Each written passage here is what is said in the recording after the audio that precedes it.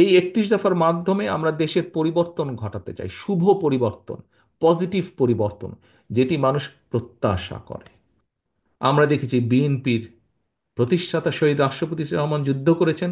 পরবর্তীতে যখন উনি দেশের মানুষের দ্বারা উনি দায়িত্ব পেয়েছেন, দেশের মানুষের মাধ্যমে দায়িত্ব পেয়েছেন, তখন আমরা দেখেছি যে মানুষকে সংগঠিত করে কিভাবে দেশ গঠনে উনি ভূমিকা রেখেছেন। পরবর্তীতে আমরা দেখেছি দেশে যখন আবার স্বৈরাচার কাঁধে চেপে বসেছে, দেশের মানুষকে নিয়ে দেশনেত্রী খালেদা জিয়া কিভাবে উনি রাজপথে থেকে সংগ্রাম করেছেন এবং দেশের মানুষ তার প্রতিদান দিয়েছে। 1991 সালে দেশের মানুষ ভোটের মাধ্যমে বিএনপিকে দায়িত্ব দিয়েছে দেশ পরিচালনার জন্য। কাজে আমরা যদি দেখি, প্রিয় সহকর্মীবৃন্দ, প্রতিটা মুহূর্তে, দেশের সংকটকালীন মুহূর্তে বিএনপি এসে দাঁড়িয়েছে। দেশের মানুষ বিএনপির উপরে আস্থা রেখেছে। দেশের মানুষ চেয়েছে যে ঠিক আছে, যেহেতু বিএনপির উপরে আস্থা রাখা যায়, বিএনপিকে আমরা দায়িত্ব দিই।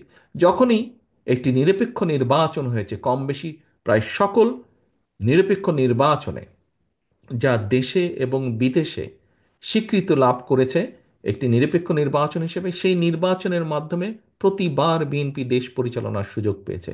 দেশের মানুষ বিএনপিকে সেই সুযোগ দিয়েছে।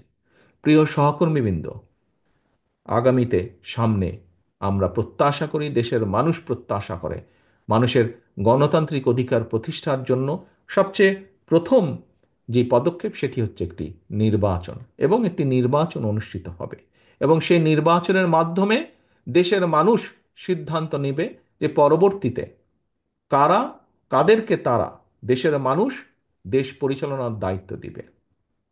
আমরা বিভিন্ন আলোচনায় দেখি, বিভিন্ন জ্ঞানী গুণী ব্যক্তির, বিভিন্ন বিশিষ্টজনের আলোচনায় আমরা দেখি, কম বেশি প্রত্যেক মানুষ তাদের বক্তব্যে তুলে ধরেন যে আগামী দিনে বাংলাদেশ জাতীয়তাবাদী দল বিএনপির সবচাইতে বেশি সম্ভাবনা দেশ পরিচালনা করার, সবচাইতে বেশি সম্ভাবনা সরকার গঠন করার, ভোটের মাধ্যমে জয়ী হয়।